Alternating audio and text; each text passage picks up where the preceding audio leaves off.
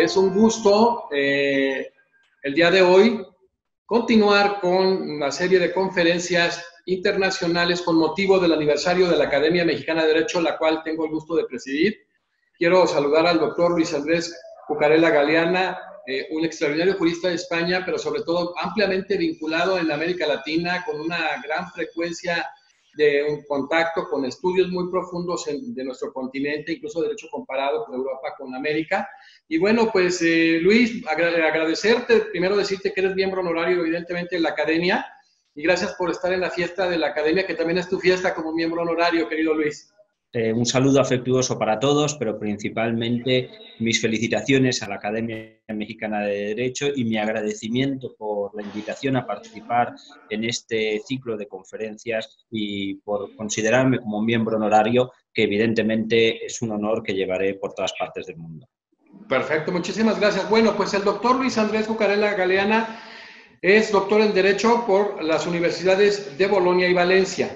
Es catedrático de Derecho Procesal de la Universidad de Valencia, vicepresidente para Europa de la Asociación Mundial de Justicia Constitucional, conferencista internacional, hemos coincidido en varias partes de América Latina, es un hombre incansable, como decíamos, es todo terreno, él anda haciendo la difusión, sobre todo la dialéctica, dentro del conocimiento del derecho, no nada más en Europa, sino de una manera impresionante en América Latina. A veces no sé cómo le hace, yo viajo demasiado y a veces lo veo y digo, no, es terrible este hombre, así es de que increíble la trayectoria y sobre todo el andar del doctor Luis Andrés. Aparte, evidentemente, dijimos, es miembro honorario de la Academia Mexicana de Derecho, y bueno, pues el doctor Luis Andrés Cucarella Galeana de España tocará el tema derechos fundamentales y poder judicial, especialidades en materia de legitimación y prueba. Luis Andrés, ¿qué similitudes y diferencias encuentras entre el sistema europeo de protección de derechos humanos y el americano? Muchísimas gracias por tu presentación, estimado amigo. Como digo, reitero mi agradecimiento y entro ya de lleno en el análisis de la cuestión que me planteas. Fíjense que yo quiero prestar atención al papel del Poder Judicial en la protección de los derechos fundamentales y de los derechos humanos, y no solo en la protección, sino en la limitación o delimitación de los mismos. Pero la perspectiva que he querido adoptar en este conversatorio, en esta conferencia que tengo hoy con ustedes, es una perspectiva más convencional. Es decir, yo creo que puede ser enriquecedor que nos acerquemos a la realidad americana y a la realidad europea, confrontándolas, viendo cómo para llegar al mismo camino, al mismo objetivo, se siguen diferentes caminos. Es decir, estamos hablando de proteger los derechos humanos, tanto en el sistema regional americano como en el sistema regional europeo, pero, como digo, los caminos que se siguen son diferentes por distintas circunstancias. No digo ni que sean mejores ni peores, obviamente, y esto me gustaría subrayarlo. Cuando yo confronto en mis conferencias o en mis clases los sistemas europeo y americano, no lo hago con la intención de decir que un sistema es mejor o peor que el otro, sino simplemente para señalar esas diferencias que creo que es bueno que desde el punto de vista de la academia se analicen. Me gustaría compartir brevemente algunas de ellas para dar pie a más cuestiones, a más opciones de conversación con usted. Pero creo que, por ejemplo, es interesante que se tenga presente, por ejemplo, que en los sistemas europeo y americanos estamos partiendo de una composición distinta de los órganos jurisdiccionales. Es decir, como saben, en Europa el órgano que está llamado a proteger los derechos humanos es el Tribunal Europeo de Derechos Humanos, mientras que en América es la Corte Interamericana de Derechos Humanos. Pues si apreciamos, nos acercamos a esos órganos jurisdiccionales, como digo, vamos a encontrar diferencias, como digo, en su composición, en la medida en que el Tribunal Europeo de Derechos Humanos, por ejemplo, está integrado por 47 magistrados, mientras que la Corte Interamericana, como saben, está integrada por 7. Hay una diferencia cuantitativa importante. ¿Dónde radica esa diferencia? ¿Por qué son 47 los magistrados del sistema europeo? Pues la razón es muy sencilla. El Tribunal Europeo hace parte del Consejo de Europa y el Consejo de Europa e integra, mejor dicho, el Consejo de Europa 47 Estados europeos. Y esto tiene implicaciones a la hora de configurar la composición de distintos órganos del Consejo de Europa, el Comité de Ministros, por ejemplo, o el Tribunal Europeo de Derechos Humanos. Dicho con otras palabras, esos 47 miembros del Consejo de Europa designan cada uno de ellos a un magistrado en el Tribunal Europeo de Derechos Humanos. 47 magistrados, como digo, mientras que en el caso de la Corte Interamericana son 7. Estos 47 nunca actúan en pleno a la hora de ejercer jurisdicción. Es decir, el Pleno del Tribunal Europeo de Derechos Humanos no tiene funciones jurisdiccionales. Normalmente actúa a través de comités de 3 magistrados o de salas integradas por 7. Si se dan cuenta, al final, a la hora de ejercer jurisdicción, el sistema europeo y el americano se asemejan, porque el Pleno de la Corte Interamericana está integrada por 7 magistrados, las salas que ejercen jurisdicción en el sistema europeo están integradas por 7 magistrados. Es decir, a efectos prácticos son 7 los que están ejerciendo jurisdicción en ambos sistemas, y la salvedad que les apuntaba es que por razones de economía procesal, por ejemplo, cuando el asunto es reiterativo, no se recurre a una sala, sino a un comité de 3 magistrados. Es decir, cuando un asunto se puede resolver aplicando jurisprudencia consolidada del Tribunal Europeo de Derechos Humanos, en vez de implicar a 7 integrantes de una sala, se designa a un comité de 3 magistrados. Creo que esta diferencia, por un lado, es interesante. Súmenle a ello, y yo creo que también esto se explica por razones de dotación presupuestaria, que el Tribunal Europeo de Derechos Humanos es un tribunal que ejerce jurisdicción de manera permanente, mientras que la Corte Interamericana ejerce su jurisdicción en determinado periodo de sesiones, normalmente en su sede en San José o también en sus sesiones itinerantes a lo largo del continente americano, pero claro, el hecho de que no pueda ejercer jurisdicción de manera permanente, eso impide que sean un mayor número de asuntos los que puedan llegar a la Corte Interamericana. Y luego una segunda diferencia, sin perjuicio, creo que es interesante también tener presente que nosotros en el sistema europeo no tenemos una comisión intermediaria, una comisión receptora de las denuncias. En el sistema americano, la víctima, las ONGs, pueden dirigirse a la Comisión Interamericana y presentar sus correspondientes denuncias. Es decir, las víctimas y las ONGs tienen legitimación para denunciar violaciones o presuntas violaciones de derechos humanos. Pero fíjense, estamos hablando de legitimación para denunciar.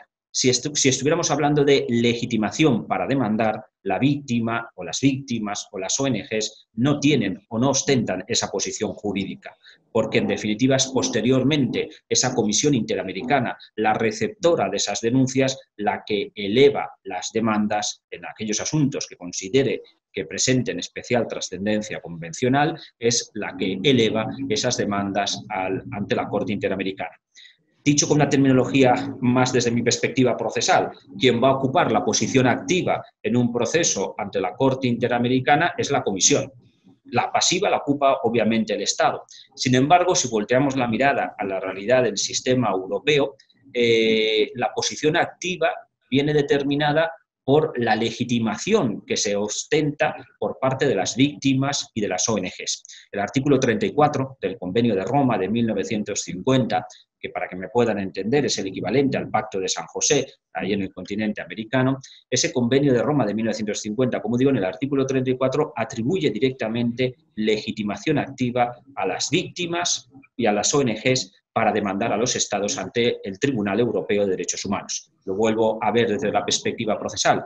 Finalmente, quien va a ocupar la posición activa en el proceso porque ostente una posición jurídica que le legitima para ello es la víctima, las víctimas o las ONGs. Como digo, no hay una comisión intermediaria receptora de las denuncias y creo que esa es una diferencia interesante. Y esto luego, si acaso, lo podemos desarrollar un poco más, pero yo creo que el hecho de que haya más dificultades de acceso a la Corte Interamericana por el hecho de que existe esa comisión receptora, la comisión lo ha intentado salvar, perdón, la Corte Interamericana ha buscado otros mecanismos para que sus sentencias puedan tener un gran impacto en el ámbito convencional americano y que creo que es interesante que lo plantee, sin perjuicio que luego lo desarrollemos, como es el tema del control de convencionalidad, porque en definitiva, si 47 magistrados europeos que tienen un funcionamiento permanente pueden absorber un mayor número de asuntos que la Corte Interamericana, lo que ha hecho la Corte es jugar en el buen sentido, es decir, buscar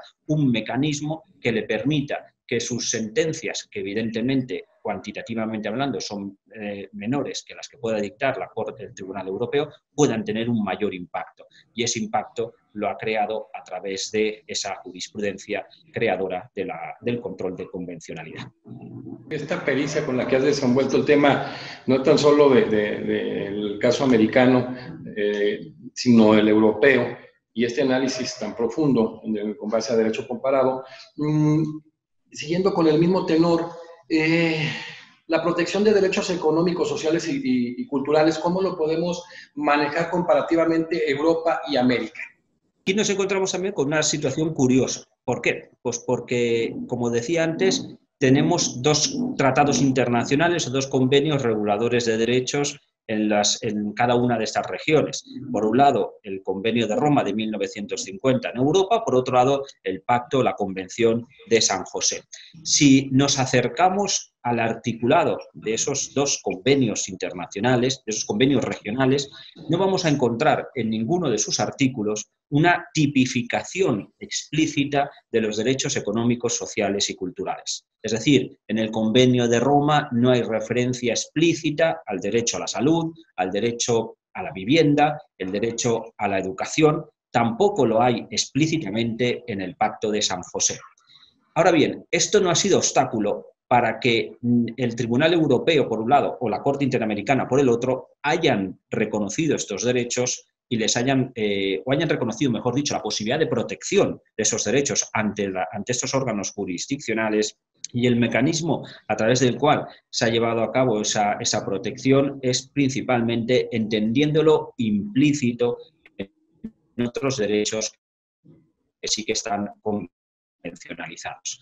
Por ejemplo, el derecho a la vida, o el derecho a la prohibición de discriminación, o el derecho a la prohibición de trato, sí que están convencionalizados explícitamente, han servido para reconocer y proteger de manera indirecta esos derechos económicos, sociales y culturales. Hay otra vía también que ha permitido la protección, y es que a través de protocolos adicionales se han ido reconociendo también esos derechos. En el caso europeo, el protocolo número 1, anexo al Convenio de Roma de 1950, explicita y contempla el derecho a la educación.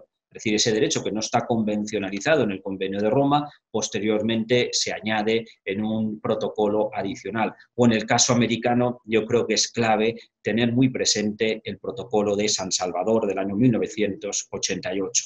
Ese protocolo convencionaliza de manera muy interesante e innovadora derechos clave, y que yo creo que en estos momentos de pandemia resulta clarificador acercarse a ellos, a esos derechos, con la objetividad necesaria para verificar si se está atendiendo al reto de protegernos. Me explico. El artículo 10, por ejemplo, del Pacto de San Salvador explicita, reconoce el derecho a la salud. Ese artículo 10 está dividido en dos apartados. En el apartado segundo se recogen las distintas obligaciones que tienen los estados americanos que han ratificado ese protocolo, pero en la última de las letras del artículo 10, que si no recuerdo mal es la letra F, el 10.2, letra F, hace referencia a la necesidad de proteger adecuadamente el derecho a la salud de las personas que son más vulnerables o de grupos que puedan sufrir más riesgo de exclusión. Ese artículo a mí me hace reflexionar, y a él me ha acercado en las investigaciones jurídicas en los últimos meses, porque el COVID-19 está golpeando duramente a determinados colectivos. Está golpeando a todos, ¿no? Pero hay determinados colectivos que pueden resultar, o de hecho ya están siendo especialmente golpeados, y que yo creo que está poniendo a prueba el COVID-19 ese nivel de protección de los derechos. Colectivos en el ámbito americano especialmente vulnerables, sin lugar a dudas, y como ha dicho la misma Comisión Interamericana de Derechos Humanos, no lo digo yo por tanto, sino es la Comisión, son las comunidades originarias. Es decir, en el mes de abril ya subrayó la Comisión Interamericana la necesidad de prestar especial atención a las comunidades originarias que estructuralmente están siendo sus derechos desconocidos o no suficientemente garantizados. Y justamente el derecho a la salud en estos momentos de determinadas comunidades está siendo especialmente golpeado. O también colectivos especialmente golpeados, y la Comisión así lo ha señalado, son los presos o las personas privadas de libertad. No olvidemos el problema de superpoblación carcelaria en distintos países del continente americano y también en el continente europeo, porque Francia o Italia, por ejemplo, tienen distintas sentencias de condena del Tribunal Europeo de Derechos Humanos por hacinamiento en las prisiones, por no garantizar las condiciones de vida digna, pero ese hacinamiento se ha convertido en un fallo estructural en el sistema penitenciario de muchos países americanos, es un polvorín que puede convertir esos centros penitenciarios en un foco en donde el COVID-19 pueda golpear especialmente de manera intensa, dañando la salud o la vida de las personas privadas de libertad y de las personas trabajadoras en esos centros penitenciarios. Pero bueno, la reflexión que les estaba haciendo, sin perjuicio de este desvío que he realizado en relación con la protección del derecho a la salud, es que esos derechos económicos, sociales y culturales que muchas veces se han considerado como derechos de segunda generación, no podemos olvidarnos de ello, porque no son de segunda generación, son derechos que deben estar equiparados a los derechos tradicionales, a los derechos civiles o a los derechos políticos. Y en este sentido, la evolución de la jurisprudencia de la Corte Interamericana me parece muy interesante. En esta confrontación entre las jurisprudencias europea y americana, en este punto, como les digo, la Corte Interamericana ha sido muy innovadora y me parece que ha avanzado mucho a la hora de determinar esa evolución. ¿Por qué? Pues porque se acuerdan, y con esto voy terminando porque no quiero extenderme mucho para dar juego a otras posibles cuestiones, ¿no? Pero les decía hace un momento que ni el Convenio de Roma ni el Pacto de San José explicitan los derechos económicos, sociales y culturales. Pero, sin embargo, entre el Pacto de San José y el Convenio de Roma sí que hay una diferencia muy importante, en el sentido de que el artículo 26 del Pacto de San José sí que menciona que los Estados tienen la obligación de proteger los derechos económicos, sociales y culturales. Es decir, no enumera qué derechos económicos, sociales y culturales hay o se contemplan, pero sí que somete esa obligación a los Estados. Para la evolución jurisprudencial de la Corte Interamericana, en el sentido de que ha permitido entender que en la medida en que el artículo 26 del Pacto de San José está en el capítulo 3 de la parte primera del convenio de San José, del Pacto de San José, está afectado por lo que dicen los primeros artículos del mismo, el artículo 1 y el artículo 3, si no me equivoco, el 1 o el 2, de manera que los Estados están obligados a protegerlos de manera directa y por tanto, es posible su invocación de manera directa ante los órganos jurisdiccionales y ante la Corte Interamericana. En este sentido, yo creo que la sentencia referente a tener en cuenta, donde se marca ese punto de inflexión, es la sentencia del caso Lagos del Campo versus Perú de 2017, en donde en la Corte Interamericana claramente señalan en el párrafo 141 de dicha sentencia que los derechos económicos, sociales y culturales están al mismo nivel que los derechos civiles o los derechos de primera generación, como se les ha llamado siempre, forman un conglobado y que, por tanto, los Estados están obligados a protegerlos. Siempre que analizo esta cuestión, concluyo con esto. Nos podemos encontrar con que haya países en los que la posibilidad de protección de los derechos económicos, sociales y culturales de manera directa tenga trabas. Es decir, que a lo mejor en un país esos derechos no puedan ser invocados de manera directa ante los tribunales, pero les recuerdo lo que les apuntaba hace un momento sobre la jurisprudencia de la Corte Interamericana sobre el control de convencionalidad. Ese juez nacional que se encuentre con dificultades para proteger de manera directa esos derechos económicos, sociales y culturales, garantizar efectivamente el derecho a la salud o el derecho a la educación, puede ejercer control de convencionalidad en la medida en que la Corte le llama a ser juez convencional. Perfecto, excelente, doctor Luis Andrés Cucarella. Es impresionante, independientemente del conocimiento que se tiene en la región europea, en el caso latinoamericano. Y es muy importante esa situación precisamente que abordas en el caso de la Caja Hanan ahora contra Argentina, cómo se invoca, como precisamente dices tú, el artículo 26 de la Convención Americana sobre Derechos Humanos, ese desarrollo progresivo, y de manera autónoma se tratan temas fundamentales, ¿no?, de las comunidades originarias, el caso de la identidad, de la salud, el derecho al agua potable. Pues eso decías tú, artículo 10, que es el tema del derecho a la salud, el 11, medio ambiente sano y derechos, y sobre todo servicios públicos básicos. Y la misma sentencia que acabas también de señalar, el caso Pobleto Vilchis contra Chile, donde también en el caso de adultos mayores se establece esto vinculado al derecho de la salud, al 10 del protocolo adicional, que es muy importante, vinculado al 26 de la Convención. Y esa obligatoriedad que a veces no se entiende con base al 68 en el tema del cumplimiento de buena fe, pero con base al 1.1 de la Convención y el 2, o sea, ese 1.1 que marca el derecho que deben respetar, pero están obligados a garantizar los estados, y muchas veces no pasa, más ahora en el tema de esta terrible pandemia, y el 2, donde establece que debes adecuar tu derecho interno al derecho internacional de derechos humanos. Y con esa experticia que la verdad me maravilla, Luis, porque sabes a veces mucho más que varios de nosotros los latinoamericanos. Es increíble el estudio que has generado, y te he señalado ahora que nos vimos la última vez en Costa Rica, el respeto que tengo por tu trayectoria y sobre todo también por tu humildad. Eres un hombre que compartes de una manera muy sencilla, con un gran conocimiento de causa, y qué bueno que estés entre nosotros, querido amigo. Doctor Luis Andrés Cucarella, ¿qué especialidades en materia de legitimación en protección de derechos fundamentales en el sistema europeo que encontramos? ¿Cuáles son? Si se acuerdan, al principio de mi intervención señalaba que el artículo 34 del Convenio de Roma legitima explícitamente a la víctima, a los grupos de víctimas o a las ONGs para presentar demanda directamente ante el Tribunal Europeo de Derechos Humanos. Yo creo que es interesante acercarse brevemente a esta realidad, al análisis del artículo 34 de la Convencionalidad Europea, sobre todo viendo cómo ha ido evolucionando esa jurisprudencia y cómo derechos tan importantes, por ejemplo, como el de la igualdad, pueden protegerse de manera más efectiva con las últimas evoluciones jurisprudenciales. Y les comparto estas líneas.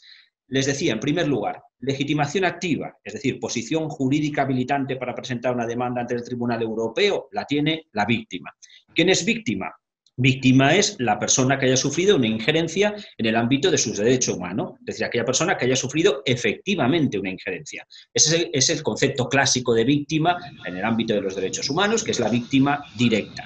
Pero sin perjuicio de sería interesante analizar esta cuestión, pero por razones de tiempo me gustaría analizar ese concepto de víctima potencial que se ha ido generando en la jurisprudencia del Tribunal Europeo de Derechos Humanos y que me parece muy interesante, porque además de víctima directa, como digo, el Tribunal Europeo ha reconocido legitimación activa a personas que no son víctimas efectivas, pero que en potencia pueden llegar a serlo.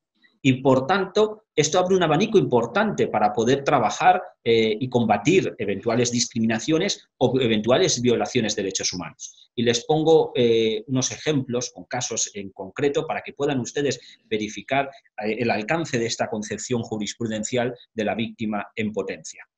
Es en los años 80 del siglo pasado cuando se empieza a generar esta jurisprudencia del Tribunal Europeo sobre el concepto de víctima potencial o víctima en potencia. Se genera con ocasión de diferentes sentencias dictadas en materia de discriminación por motivos de orientación sexual, pero con el tiempo se ha ido ampliando a otros supuestos de discriminación.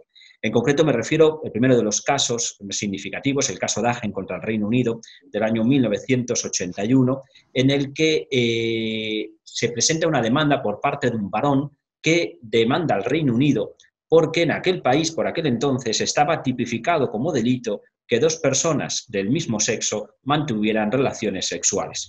No estamos hablando ni de explotación de personas, ni de tráfico de personas, ni de agresiones o abusos sexuales, sino que dos personas libre, consciente y voluntariamente mantuvieran relaciones sexuales. Si esas personas eran del mismo sexo, estaban cometiendo un delito. Pues bien, esta persona fue investigada por la policía, dada su condición o su orientación sexual, pero esa investigación no trascendió al ámbito jurisdiccional. Es decir, no se inició causa criminal contra él. Sin embargo, presentó demanda ante el Tribunal Europeo por entender que esa norma del Código Penal era discriminatoria, en la medida en que se estaba penalizando, se estaba considerando como delito el hecho de que simplemente por ser personas del mismo sexo se estuviera cometiendo, eso fuera delictivo, vaya, se estaba penalizando esa conducta. Y el Estado demandado se contestó a la demanda alegando la falta de legitimación activa del demandante. En concreto, afirmaba que no podía ser considerada como víctima porque efectivamente no hubo investigación criminal y ni siquiera se le llegó a condenar por esa norma contemplada en el Código Penal. Sin embargo, el Tribunal Europeo no admitió esta alegación, es decir, entendió que esa persona pertenecía a un grupo o categoría de personas cuya conducta diaria viene determinada por esa norma. De manera que esta persona sabe que si no quiere cometer un delito, tiene que actuar en un determinado sentido. Y, por tanto, esa norma que no se le ha aplicado está condicionando su vida diaria. Es una víctima en potencia de una discriminación contemplada en el Código Penal. Se le consideró, como digo, víctima a efectos de lo que les estoy desarrollando, se estimó la demanda, se condenó al Reino Unido y se consideró que efectivamente esa norma era discriminatoria por motivos, en este caso, de orientación sexual. Resulta curioso porque en 1988, unos años después, nos encontramos un caso parecido contra Irlanda, el caso Norris contra Irlanda, o en 1993 otro caso también, por la misma razón, contra Chipre, el caso Modinos. 1993, me detengo en esto y ya voy a la evolución posterior.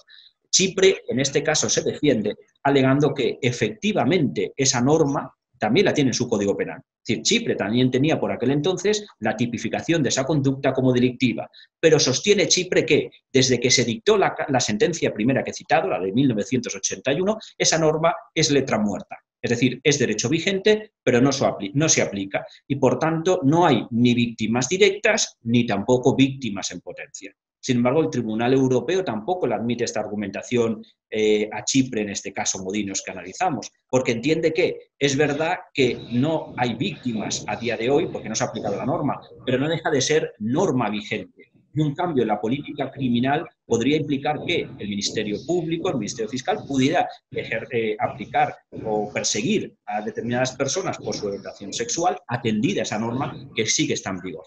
Digo porque, fíjense, como es interesante ver este concepto de víctima en potencia, de grupos o categorías de personas que pueden actuar contra un país cuando hay normas que puedan ser discriminatorias o vulneradoras de derechos. Y cómo una demanda interpuesta por un solo integrante de ese grupo puede conseguir, si la demanda es estimada y el Estado modifica su ordenamiento jurídico, puede conseguir indirectamente la eliminación de una discriminación o de vulneración de cualquier otro derecho fundamental. Creo que es muy interesante este concepto y, sobre todo, también la evolución jurisprudencial posterior, porque, como he señalado, en los años 80 y principios de los 90 estas sentencias están centradas en supuestos de discriminación por motivos de orientación sexual, pero con el tiempo se ha ampliado a otros supuestos de eventuales discriminaciones. En ese sentido, por ejemplo, el caso Sas contra Francia de 2014, SAS son las iniciales de la demandante, que mantiene su anonimato, también aplica este concepto de víctima potencial. Brevemente, para que puedan ver esa evolución normativa, o más que normativa jurisprudencial, saben que en Francia existe una norma que obliga a las mujeres de religión musulmana a exhibir el rostro en los espacios públicos, es decir, se prohíbe el uso del velo integral, el que les cubre totalmente el rostro. La mujer que no cumpla con esa obligación se expone a que se le imponga una multa, ya que tenga que hacer una especie de curso de ciudadanía.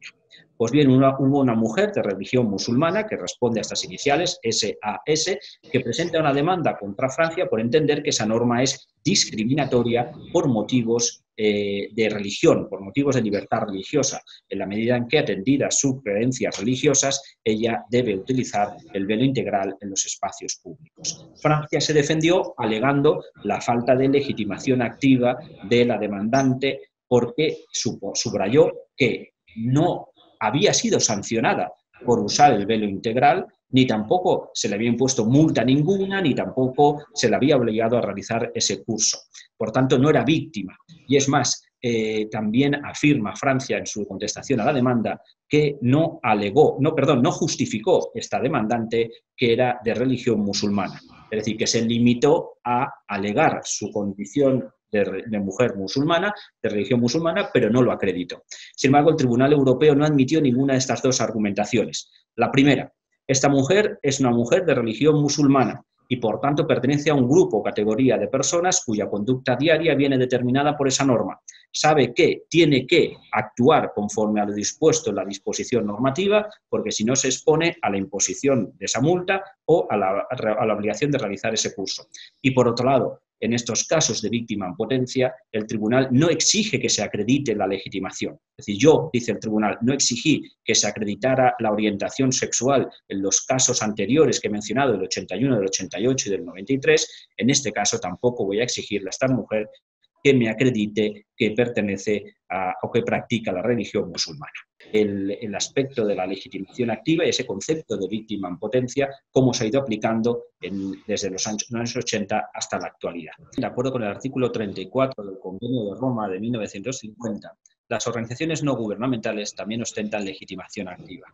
Pues bien, para que una ONG pueda presentar una demanda ante el Tribunal Europeo, como regla general se exige que la víctima le autorice, así como que también durante el desarrollo del proceso, víctima y ONG mantengan una relación o una comunicación fluida. Sin embargo, me resulta interesante tener presente una sentencia dictada con ocasión del fallecimiento de Valentin Campeanu contra Rumanía en el año 2014, en donde se admitió legitimación activa a una ONG sin que el tristemente fallecido Valentin Campeanu le hubiera otorgado previamente la autorización. Pero me resulta, como digo, relevante o interesante esa sentencia porque esa ONG pudo actuar para garantizar el derecho a la igualdad de un gran número de personas que estaban siendo discriminadas por motivos de enfermedad o de discapacidad.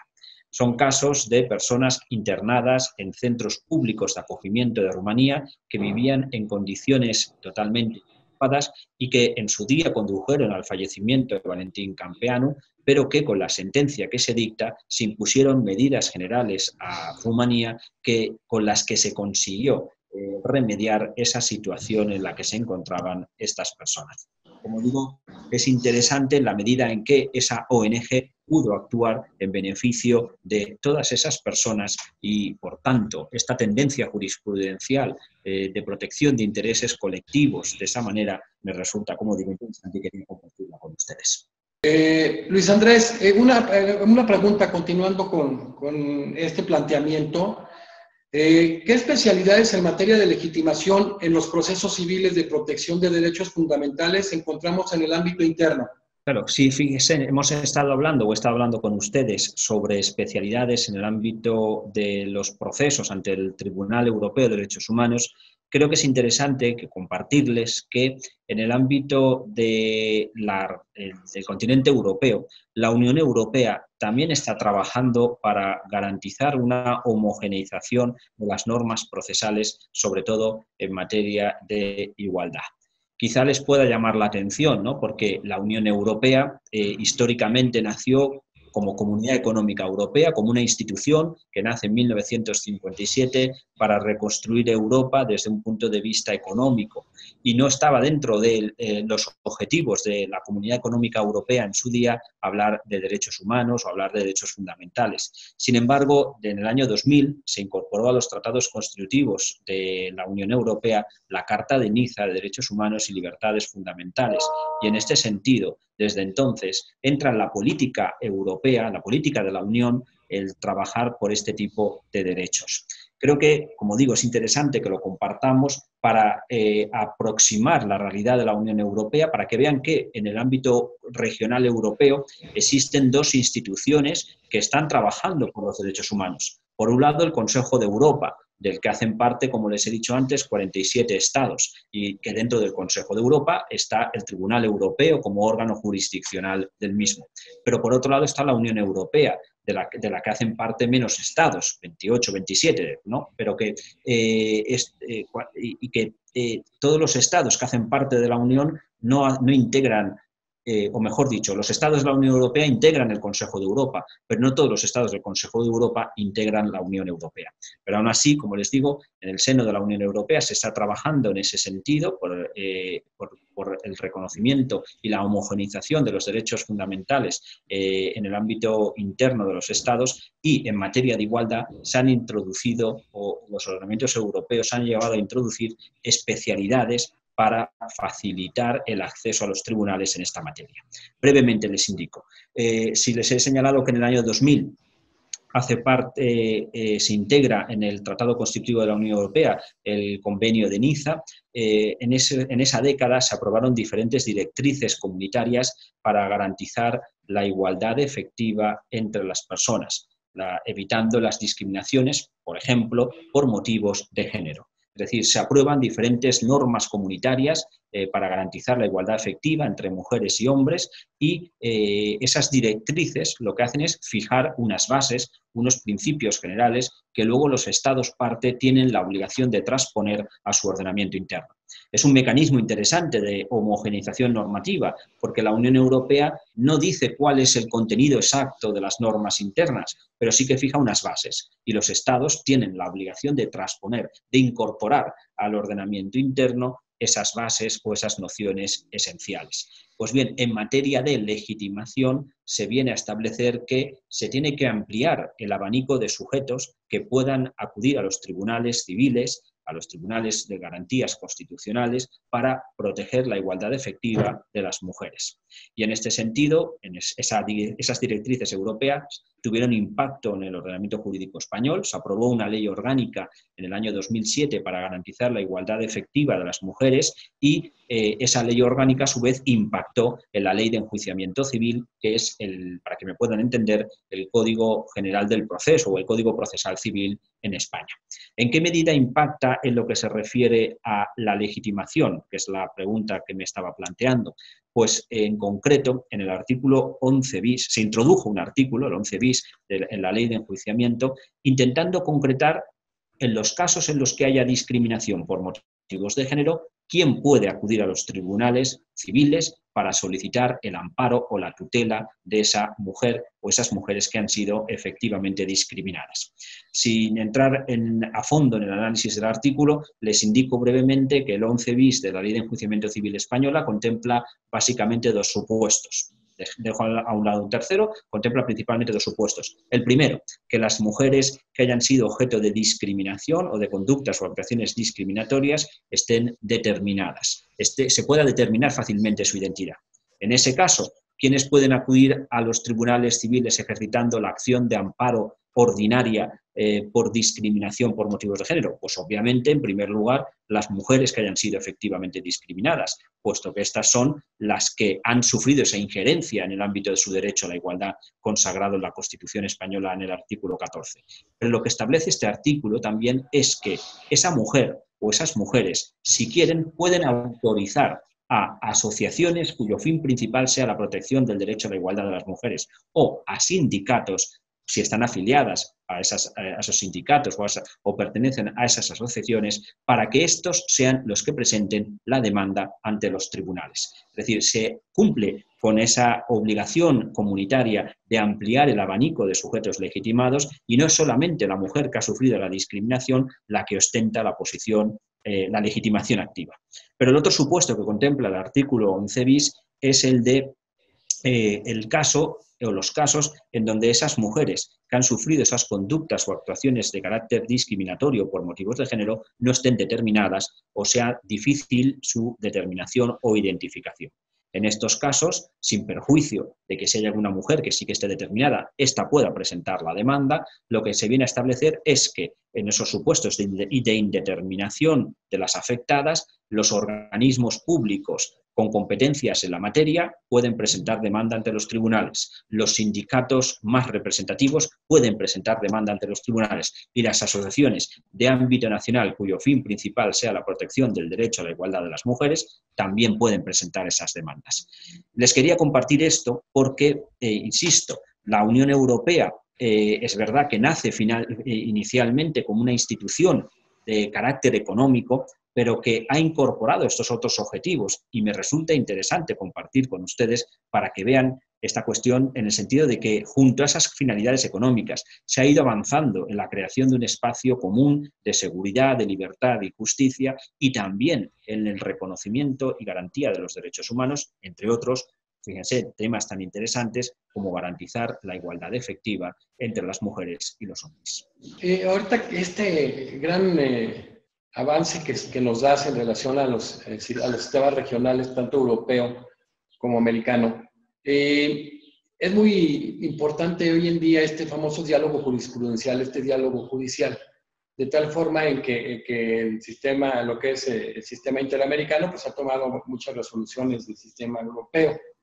De igual manera, pues bueno, este diálogo se ha venido haciendo también entre tribunales constitucionales con la Corte Interamericana, e incluso en uno de los últimos fallos, que fue precisamente en el tema de personas mayores, se tomaron como referencia también sentencias de tribunales como el de Colombia, sí, que a final de cuentas influyó mucho en esta cuestión y que ha desarrollado muchísimas situaciones importantes en defensa de los derechos fundamentales. ¿Qué tan importante es este diálogo jurisprudencial en la defensa multinivel de los derechos humanos? Es clave. Yo creo que el diálogo entre órganos internos y órganos supranacionales en materia de protección de derechos humanos es clave.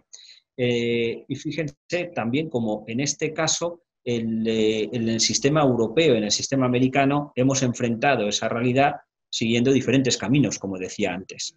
En el sistema americano, que ustedes conocerán mucho mejor que yo, saben cómo la Corte Interamericana, como hablaba al principio de mi intervención, ha generado esa jurisprudencia sobre el control de convencionalidad, que arranca del voto particular del magistrado García Ramírez en la sentencia, en el caso Almonacida de Llano y otros contra Chile, y que luego se va consolidando en diferentes sentencias, como el de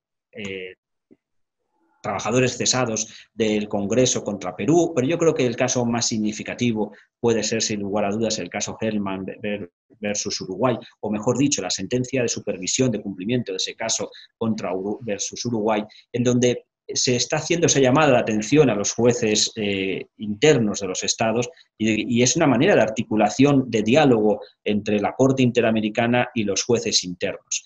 Fíjense, como les apuntaba antes, que y ya lo anticipaba, la Corte Interamericana dicta menos sentencias. Obviamente lo que busca, por las razones que he apuntado, lo que busca la Corte ha sido dotar a sus sentencias del mayor impacto posible. Y ese impacto lo tienen configurando a los jueces internos como jueces convencionales. Es decir, son 7 los magistrados que integran la Corte Interamericana, pero es que a eso hay que sumar todos los jueces internos de los distintos estados del sistema interamericano, que son también jueces convencionales y que están llamados a aplicar el Pacto de San José y la jurisprudencia generada por la Corte Interamericana cuando traten de resolver los diferentes asuntos. En el caso del sistema europeo, el diálogo se ha configurado de otra manera, en concreto a través de la denominada opinión consultiva. Ustedes tienen la opinión consultiva, pero la opinión consultiva la plantea el gobierno, un Estado, lo plantea la Corte Interamericana. No sería en sentido estricto una manera de diálogo entre órganos jurisdiccionales, pero sin embargo en el sistema europeo se contempla la posibilidad en un protocolo adicional al Convenio de Roma que las altas instancias judiciales de una nación que esa nación haya designado puedan, en el caso de que se encuentren con alguna duda sobre la interpretación del Convenio de Roma en relación con un caso concreto que estén conociendo, de plantear esa duda de inconvencionalidad, si me permiten que lo diga así, esa duda de inconvencionalidad al Tribunal Europeo de Derechos Humanos para que éste la resuelva. Y éste la resuelve sin tener efectos vinculantes, pero aunque no tenga efectos vinculantes, es obvio que está anticipando ya cuál es la postura del Tribunal Europeo en relación con esa interpretación de ese artículo o en relación con ese caso que se está planteando. La única cuestión que tendría que añadir es que ese protocolo adicional que regula la posibilidad de diálogo entre las altas instancias judiciales de una nación con el Tribunal Europeo de Derechos Humanos no lo han ratificado todos los estados del sistema europeo de protección de derechos humanos. Son 47 los que hacen parte, pero ni siquiera la mitad ha ratificado ese protocolo adicional. España, por ejemplo, no lo ha hecho, pero que tienen que tener presente que quien hace parte del sistema está obligado a ratificar el Convenio de Roma, pero no los protocolos adicionales. Y en este sentido, obviamente, tendrán que ser los estados los que, en el ejercicio de su soberanía, decidan ratificar ese protocolo para articular ese mecanismo de diálogo entre las altas instancias judiciales de una nación y el Tribunal Europeo de Derechos Humanos. esto que has planteado tú, Luis Andrés, cómo surge primeramente con unos votos razonados el control de convencionalidad, que yo alguna vez he tratado de profundizar en el cómo surge, increíblemente surge en Francia, en 79 y en el 85 con sentencia Nicolo, y bueno, ya después don Sergio toma esto y platicando con él en corto, él lo quería denominar control de internacionalidad o juridicidad, le decía don Sergio, y de hecho, en estos primeros votos razonados, son votos disidentes de don Sergio en 3 sentencias de 2003, 4 y 5, que son muy importantes, el caso Machán contra Guatemala, el caso Tibi contra Ecuador y el caso Vargas Areco contra Paraguay, y después esa que tú señalas en 2006, o sea, donde ya plenariamente se establece el control de convencionalidad, específicamente la Monacil Arellano, que no era vinculante en ese momento, hasta la siguiente, Trabajadores Estados del Congreso de Perú, donde se hace vinculante, y una tercera, en el caso Cabrera Montiel, esas 3 referidas exclusivamente al Poder Judicial, y la Gelman que tú señalas contra Uruguay, del 24 de febrero del 2011, donde ya se establece para todos los órganos de los estados parte. Y hay 2 que siento que modelan mucho en este tema, que precisamente sería una, la Tala Rifo, que es la misma que estableció el matrimonio igualitario contra Chile, donde se habla cómo la interpretación administrativa y judicial debe ser conforme a la jurisprudencia de la Corte Interamericana. Y una última muy importante, porque ahí viene esto a lo que te quiero preguntar, que es la masacre de Santo Domingo contra Colombia, donde establece que el control de convencionalidad difuso es preventivo y es complementario el control de convencionalidad en sede internacional.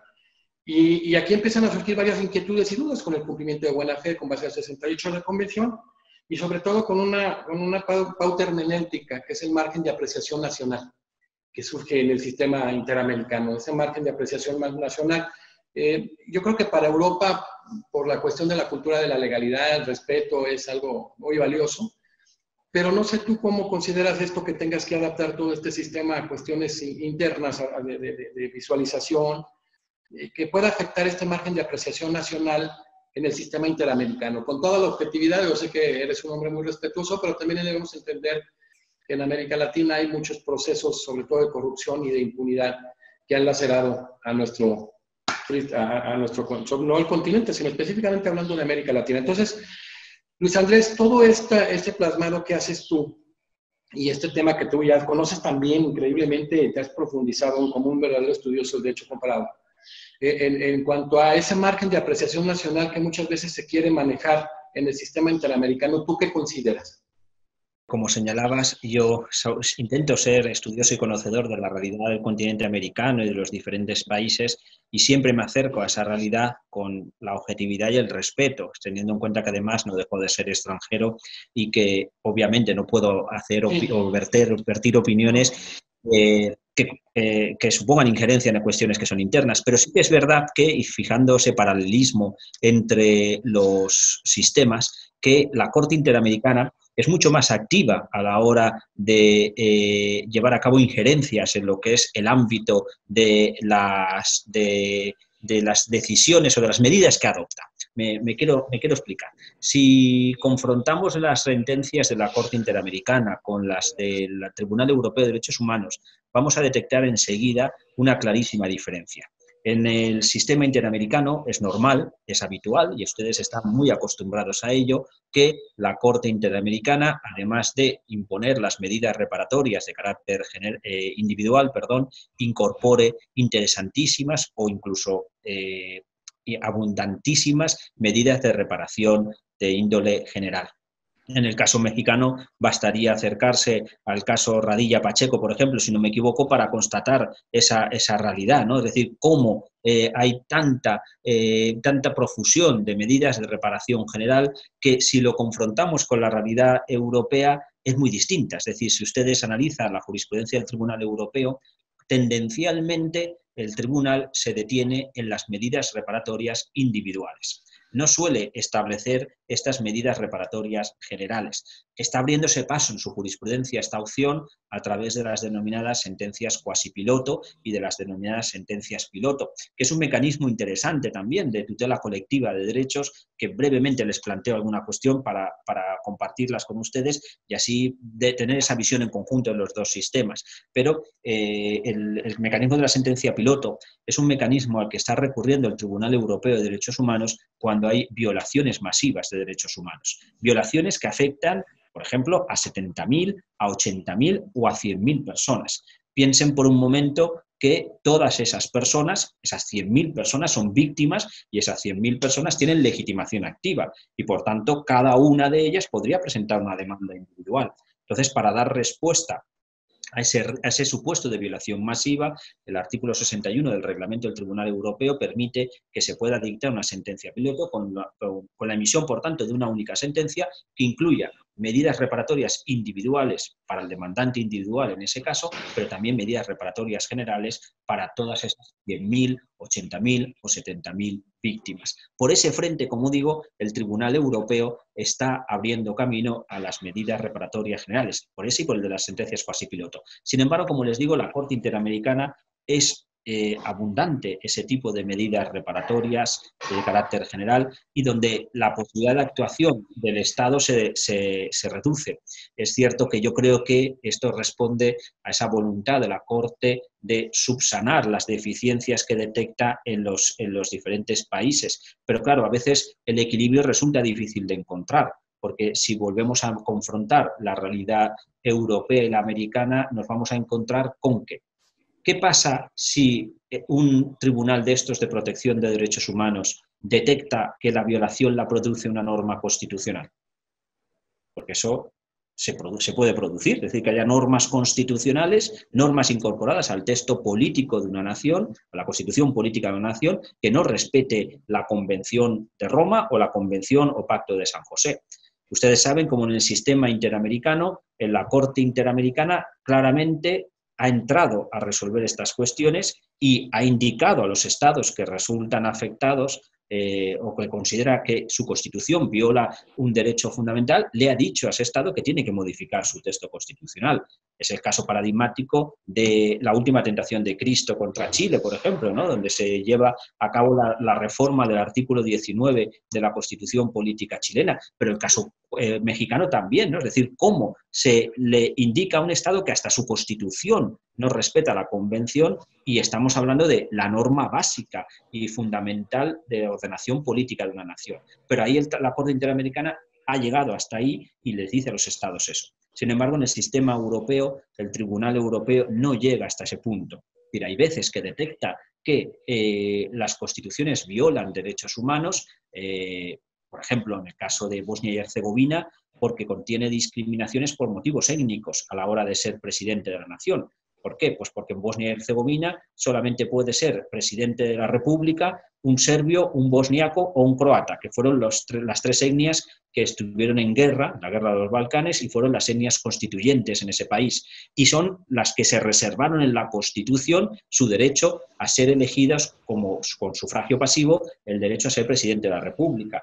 Cualquier otro integrante de otra etnia que no sea serbio, bosniaco o croata no tiene ese derecho a sufragio pasivo. Eso lo ha detectado, obviamente, el Tribunal Europeo como un supuesto de discriminación por motivos étnicos y además en diferentes sentencias. No solamente hay una, sino que hay varias en las que hay condena a Bosnia y Herzegovina por este motivo, pero expresamente se le pide que condene a ese país a modificar su constitución y no lo dice. Se limita a señalar que sería recomendable eliminar esa discriminación y una vez que ya ha pasado tanto tiempo desde la guerra de los Balcanes, etcétera, pero para que vean ese juego de equilibrios que hacen las diferentes cortes de derechos humanos, donde el Tribunal Europeo suele ser más cauteloso, mientras que la Corte Interamericana es más innovadora, llevando a cabo esas proposiciones incluso de reformas constitucionales.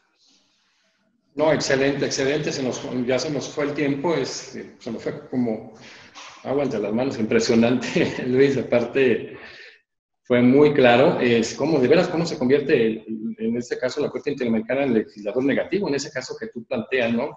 Que a veces con el tema de la supremacía constitucional además nos asustamos, de cómo ahí en el artículo se ordenó precisamente que se segregara ese 19.12 de la Constitución de 1980 de Chile, con base al artículo 13 de la Convención Americana, y que incluso en las leyes de amnistía, ¿no? Dice, no produce ningún efecto jurídico, pasó en el caso de Barrios Altos contra Perú. Y entonces, todo este tema nos lleva pues a comprometerte a generar después con tus tiempos y demás, pues una segunda parte, porque la verdad da para mucho. Ya te conozco y sé tu talento, pero da para mucho, Luis Andrés, y pues platicaremos más adelante para ver tu agenda y generar más información de esto, porque vale mucho la pena. Estamos generando una biblioteca virtual impresionante. Son 61, inicialmente 61 conferencias internacionales y 61 conferencias nacionales, la primera parte de esto. Entonces, en todas las áreas de derecho procesal, constitucional, ambiental, familiar, etcétera. Entonces, es una riqueza enorme.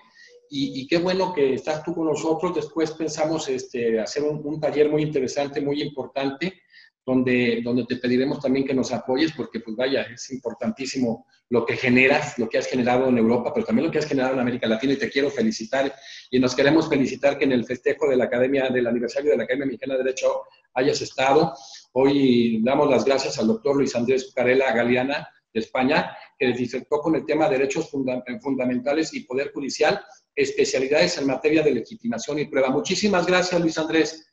Estimado amigo, muchísimas gracias también. Reitero mi agradecimiento por la invitación, por el honor que me hacéis de participar en este evento y ser miembro honorario de la Academia. Y lo importante, como digo siempre, es que cuando lo que se trata es de tender puentes y abrir puertas entre los países y los continentes y dejarse empapar por la realidad de los diferentes países y con respeto siempre acercarse a esas realidades y enriquecernos todos, porque siempre tenemos que aprender y siempre podemos aportar. Claro, en esta dialéctica que se genera y en ese diálogo que se maneja jurisprudencial, yo creo que si lo iniciamos con el diálogo de los juristas como lo estamos haciendo en estos foros, vamos a generar muchas cosas importantes en políticas públicas y grandes incidencias incluso en este tema de los sistemas regionales. Muchísimas gracias. Despedimos una conferencia internacional más de primer nivel con nuestro amigo el doctor Luis Andrés Zucarella Galeana y continuamos con la siguiente el día de mañana. Muchas gracias.